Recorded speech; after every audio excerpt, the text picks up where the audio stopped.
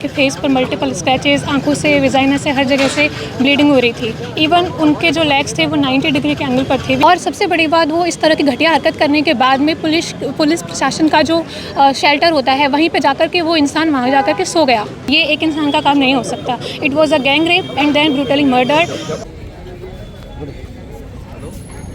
हाल ही में पश्चिम बंगाल में आरजी कार मेडिकल कॉलेज के अंदर एक ऑन ड्यूटी पीजी रेजिडेंट के साथ बहुत ही ब्रूटल रेप और उसके बाद मर्डर कर दिया गया।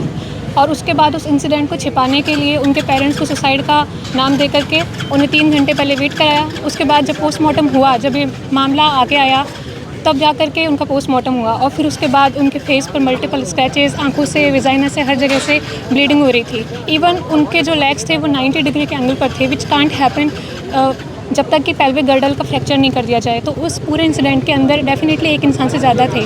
उनके बॉडी से 150 ml हमें सीमन भी मिला है ऑटोप्सी रिपोर्ट के अकॉर्डिंग।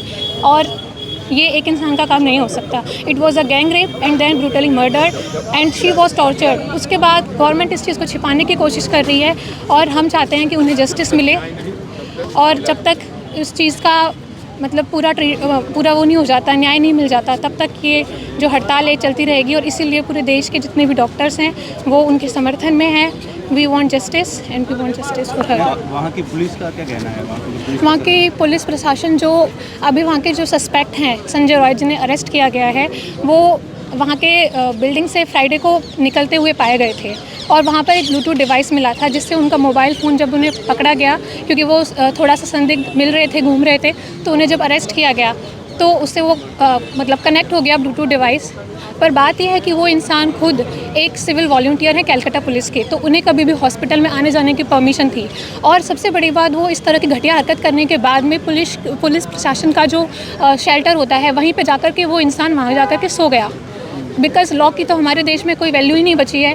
क्रिमिनल्स इतने बड़े बड़े क्राइम करने के बाद ये जानते हैं कि न्याय तो मिलेगा नहीं, और उसके बाद अगर मिलेगा तो इस चीज़ में कई साल लग जाएंगे। तो वो इंसान इस तरह की घटिया हरकत करने के बाद सो गया। और इसलिए फ़िलहाल ये जो हाई कोर्ट है, वहाँ के हाई कोर्ट ने, कलकत्ता हाई कोर्ट ने इस पूरे मामले को सीबीआई को सौंप दिया है। और सबसे बड़ी बात, सीबीआई के वहाँ पर आने से पहले ही पूरी की पूरी बिल्डिंग के अंदर 2 से 3 हज़ार की संख्या में मॉब आकर के इकट्ठी हो गई और उसने वहाँ पे जितने भी एविडेंसेस थे उनको टेम्पर करने के लिए पूरे हॉस्पिटल के अंदर तोड़फोड़ कर दी। डॉक्टर्स के ऊपर अटैक किया गया। और इसलिए वेस्ट बंगाल की पुलिस के फ़िलहाल कोई उम्मीदें बची नहीं है। इसलिए हम लोग यहाँ पर पूरे देश के लोग प्रोटेस्ट कर रहे हैं, जिससे कि इस पूरे मामला की जल्द से जल्द जांच हो और जो भी क्रिमिनल्स हैं उनको अरेस्ट किया जाए, उनको पनिशमेंट मिले। इवन उनको तो फांसी दे देनी चाहिए। आवाज़ और बुलंद हो, इसके लिए आगे का क्या कदम रहेगा? जब तक हम लोगों को न्याय नहीं मिलेगा, जब तक उस पूरी प्रशासन मतलब इस पूरी मामले की जांच नहीं हो जाती और जब तक कि आरोपियों को सज़ा नहीं मिल जाती, तब तक अनिश्चितकालीन तौर पे हड़ताल चलती रहेगी। पहले हम लोगों ने नॉन इमरजेंसी सर्विसेज को बंद किया था, बट अब इमरजेंसी सर्विसेज को भी बंद कर दिया जाएगा। और हम चाहते हैं कि गवर्नमेंट इस चीज़ को जल्द से जल्द देखे।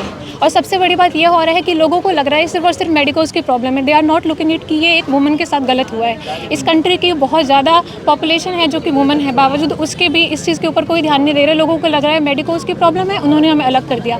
दे आर नॉट लुकिंग इट कि वुमन सेफ्टी तो इस देश में बची नहीं है। India is the second country in the world जहाँ पे 75% डॉक्टर्स फेस फिजिकल वायलेंस।